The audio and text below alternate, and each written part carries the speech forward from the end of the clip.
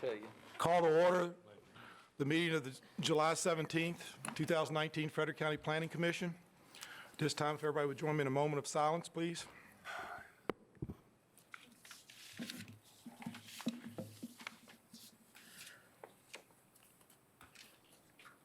Thank you. This time, I'll accept a motion for the adoption of the agenda. If there's no changes, So moved. Second. all those in favor? Aye. Thank you. If everyone's had a chance to read the meeting minutes, I'll accept a motion. There's no changes to the minutes for the May 1 and the June 5th meeting minutes. Move to adopt. Second. All those in favor? Aye. Thank you. At this time, it's time for our committee reports. I'll start our first one with Mr. Unger with Frederick Water. Okay, Frederick Water, we met yesterday evening at 5 o'clock yesterday. We talked about the Deal Water Plant in Stevens City. It's still accelerating very well and producing a lot of water. In the past 25 years, we could have drawn up to 3 million gallon of water per day.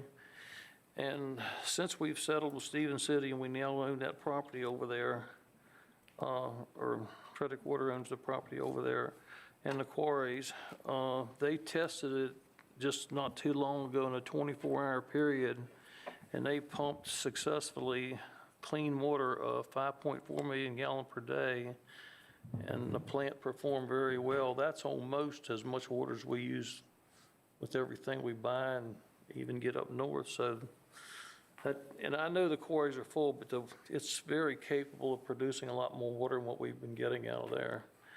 And plus, we're not using the well that's hooked up to it right down the road, or right across the field from it. So it's still producing and still very full of water.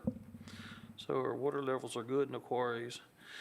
And we've also authorized a contract to construct a water line from Orchard View Elementary School to the Deal plant.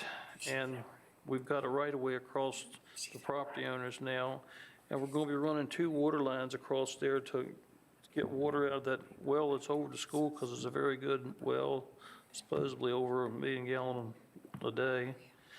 And we're going to take another line and run it back to the school, so they'll be getting our production water back to them, which is going to work out good for them. And then we'll have good fire protection over there too for the school.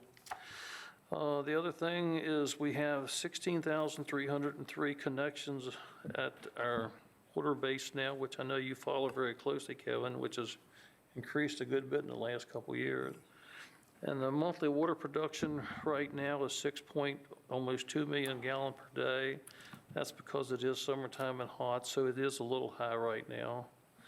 The quarries in Stevens City and the North Quarry are very full right now. They did go down a teeny bit, but we pumped them real hard. And last month, we only got 2.2 inches of rain, which was down some. Not that it's hurting us, but it was down. The waterfall was down a little bit.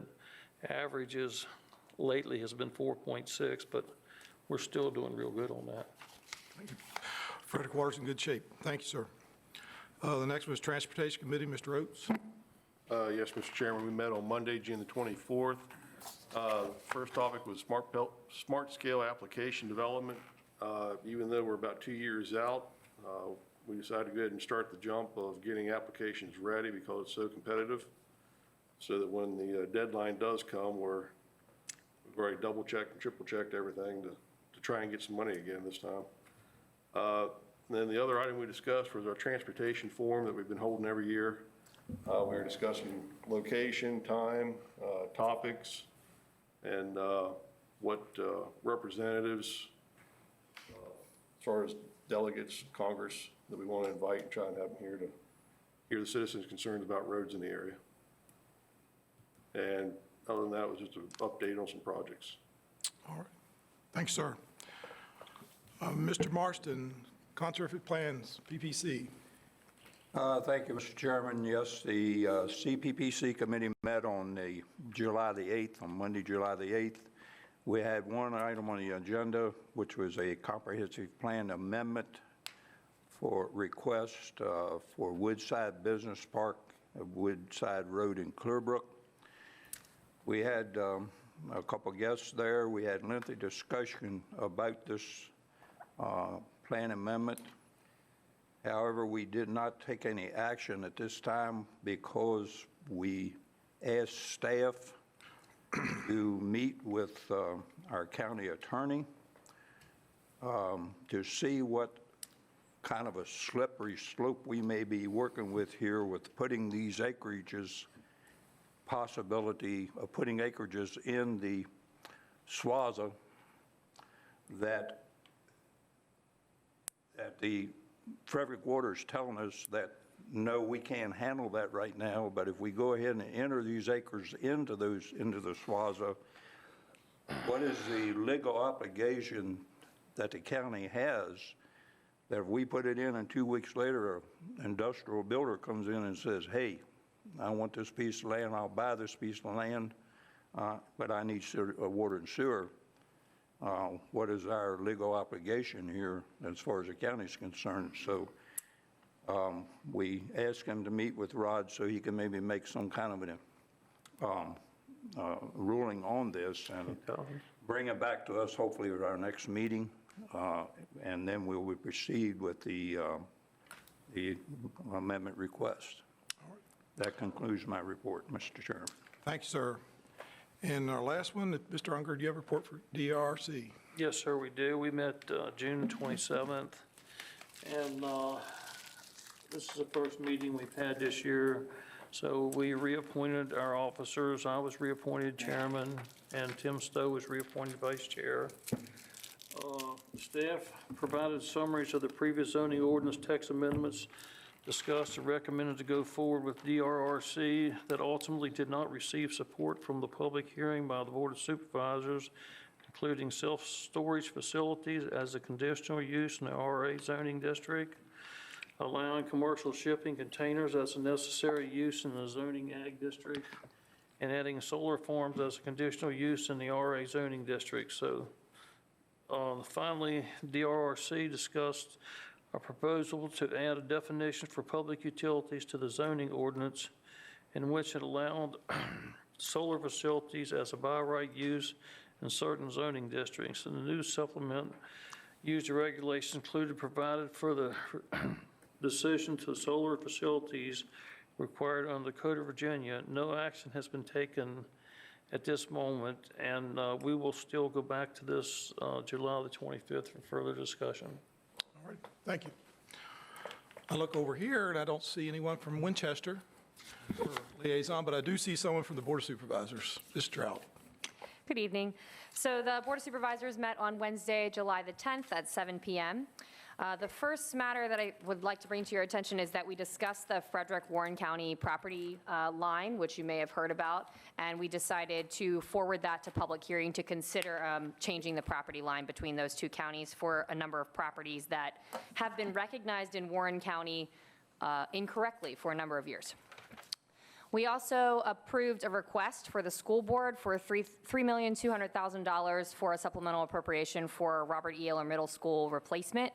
We approved a request from the Parks and Recreation Commission to apply to a grant to build a trail around the Bowman Library, as well as the supplemental appropriation that would go along with that.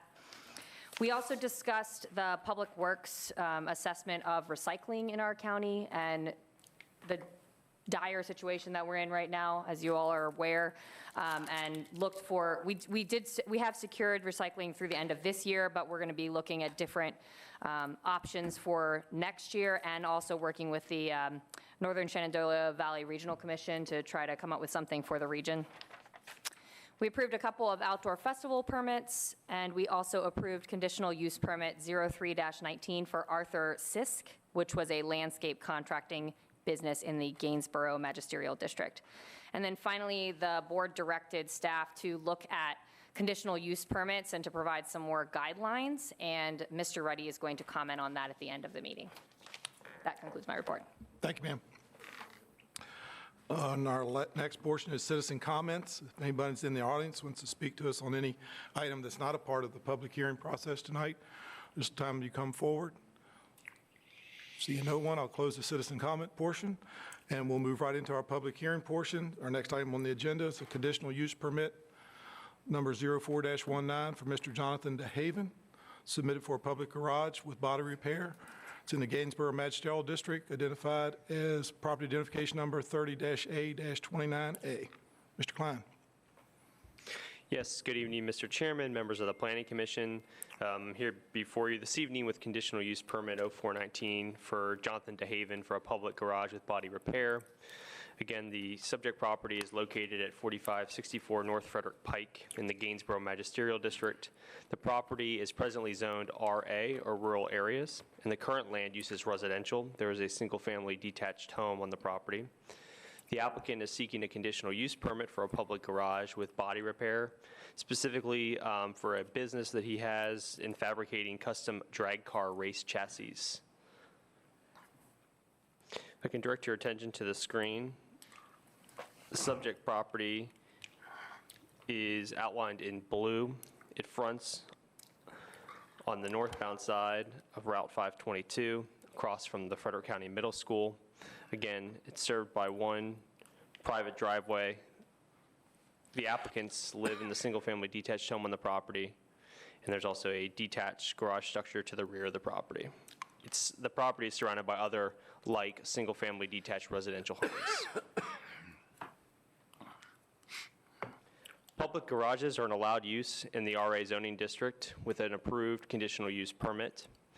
The applicant's proposal states that there are no additional employees beyond those residing on the premise, and that customers will drop off and pick up their vehicles, but there will not be a customer waiting area.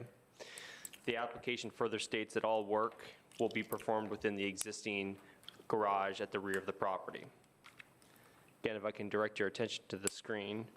For orientation, the property is fronted again on Route 522 on the northbound side. There's an existing driveway. The applicant will improve, per the VDOT comments, to a commercial entrance. The existing single-family detached residence remains unchanged, and an existing 24 by 56 garage/shop at the rear of the property will be where the public garage business will be located, and where customers can bring their vehicles, and the vehicles will be stored inside the garage during time of work. Should the Planning Commission find this use to be appropriate, staff would recommend the following conditions: that all review agency comments shall be complied with at all times, that an illustrative sketch plan be submitted to and approved by Frederick County, and all improvements completed prior to the establishment of the use, that all auto repair related activities, including storage of vehicles awaiting service, shall occur within an enclosed structure, and that any exterior storage of parts and equipment be screened from view by an opaque fence or screen of at least 6 feet in height. Further, staff recommends that the hours of operation be limited to 8 a.m. to 8 p.m. Monday through Friday, and 8 a.m. to noon on Saturdays, with no operations on Sundays. That any proposed business sign conform to the cottage occupation sign requirements not to exceed 4 square feet in size and 5 feet in height, and that any expansion or change of this use shall require the approval of a new conditional use permit. Following a public hearing this evening, staff is seeking a recommendation from the Planning Commission to forward to the Board of Supervisors on this conditional use permit application for a public garage with body repair. The DeHavens are here this evening. Should you have any questions for the applicant, and staff is also available to answer any questions. Thank you. Thank you, Mr. Klein.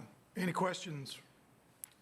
I have one. In the past on auto body, generally require any vehicles awaiting service to be in a fenced-in area that's opaque.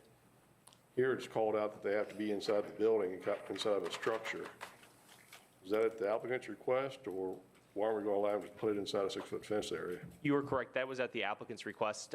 They stated as part of their application narrative that they would be storing all the vehicles that were under service or awaiting storage, or awaiting service rather, inside the structure. Okay. Good. Yeah. Seems a little restricted, but I'm fine. Any other questions, Mr. Klein? Yes, sir.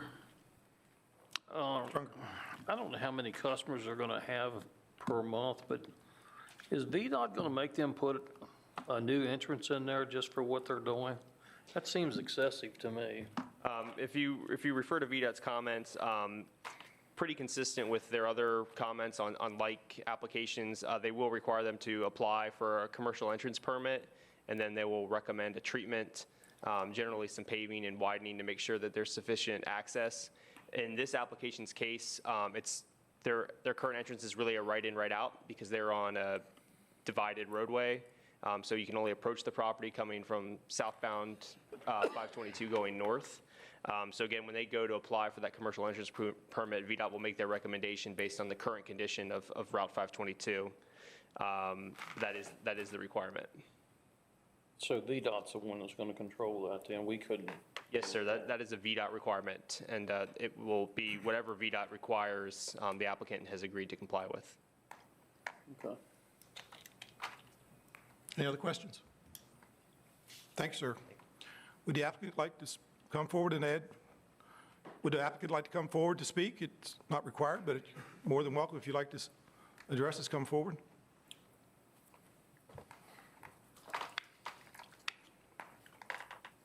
I'm Jonathan DeHaven. I live at 4564 North Frederick Pike, and I'm trying to get this conditional use permit for, it's actually not body work. It's actually for building roll cages, custom framework and stuff like that for drag cars, dirt cars and stuff. Okay. Any questions for the applicant? Yes, Mr. Arnold. Jonathan, how many vehicles or customers do you think you'll get a month? Oh, I'll have a car more than a month, maybe. I'll have one car come in and I'll work on it for a month or two. And then when that car is ready to go out of there, I'll call the customer, he'll come back and pick the car up. And then I'll tell the other customer that, you know, you can bring your car over. I mean, it's not going to be anything sitting outside. They always want to keep their cars inside. I was just concerned about VDOT making you put a $20,000 entrance or something in. It just seems excessive to me. They told But me, hopefully not. VDOT told me when he came out to look at it, he said I had to pave in. My driveway is wide enough. It's 40 feet wide. And he said that was fine. He said the only thing he wanted me to do was pave back 10 feet Oh, okay. from the road to the power poles. But we actually wanted, I told him that we wanted to pave back at least 40 feet. Okay. I mean, that's the only thing that they wanted me to require for me to do. Okay. Okay. Any other questions for that? Yes, Mr. Morrison. You're not doing any engine work there at this? No, I So don't the only do any time engine you'll be work. making any appreciable noise other than No, cursing no. when you smash your thumb is when you're loading and unloading the vehicles. Actually, they won't even have motors in them. They'll just be pushed on or winched You'll on. have somebody come in with a vehicle to load them up. Yes, yes. Anyone else? Thanks, sir. Appreciate it. This is a public hearing. This time I'll open the public hearing. If anybody wants to come forward to speak, that's the public hearing is open. Seeing no one coming forward, I'll close the public hearing. Discussions, questions? Commissioners, any recommendations? This is a Gainsborough item. Anything else? I just know there's a big need for something like this in the county, so I think that's going to be a great thing for these people and for the customers around here to do that kind of stuff too. Okay. Thank you. Anyone else? If not, Mr. Triplett. If there are no other discussion, then I will make the motion to approve conditional use permit 03-19 for Mr. DeHaven. Do I have a second? I got a second. Mr. Unger. Unger, yes. Marston, yes. Ambrogi, yes. Vote yes. Molden, yes. Morrison, yes. Triplett, yes. Dawson, yes.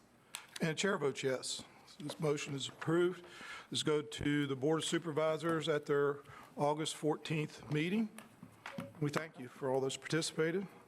Our next item is Mr. Ruddy would like to address us on new business for some direction from the Board of Supervisors. Thank you very much, Mr. Chairman, members of the Planning Commission. I'll be very brief, but to also recognize that at the last meeting, as Supervisor Trout mentioned, the Board of Supervisors passed a motion, if you will, to direct the Planning Commission to take it upon themselves to review conditional use permits within Frederick County. So the scope of that may well be relatively straightforward, but the intent was to look at some of the uses and determine if the scale of the uses on those conditional use permits were appropriate.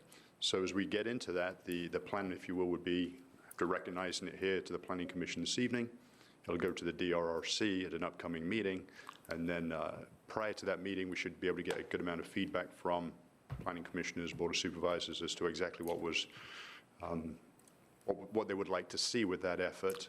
But to recognize that the planning commission has a task from the board of supervisors, and we'll jump right into it at an upcoming DRRC, and then get back together with the board of supervisors. All right, thank you. Appreciate it, Mr. Ruddy. If there's no other items, our next meeting, I believe, is August the 7th, if at least I stand corrected, but we do have a full agenda for that night. Is it August? I think I see it in my paperwork. That's right. You have 2 small commercial rezonings and a special events facility conditional use permit. Okay, so our next meeting will be August 7th. If there's nothing else to come before us, I'll take a motion for adjournment. I was going to say, I'm just going to throw out one thing. Okay. One customer every 4 to 6 weeks. I think when we're looking at scaling the CUP, this is, to me, oh, well, yeah. That should just be about right. I understand why it's got to come through as a CUP, but as we're looking at scale, I know a lot of supervisors are thinking things are getting too big, but maybe we need to look at these smaller things as to whether or not they really need to come in. Point taken. I think that's a good point of discussion to add to the agenda for what's coming to the DRC. I think that we'll look at it from top to bottom. That's a point well taken. And appreciate you bringing that up. Move for adjournment. Second, all those in favor? Aye. We're adjourned.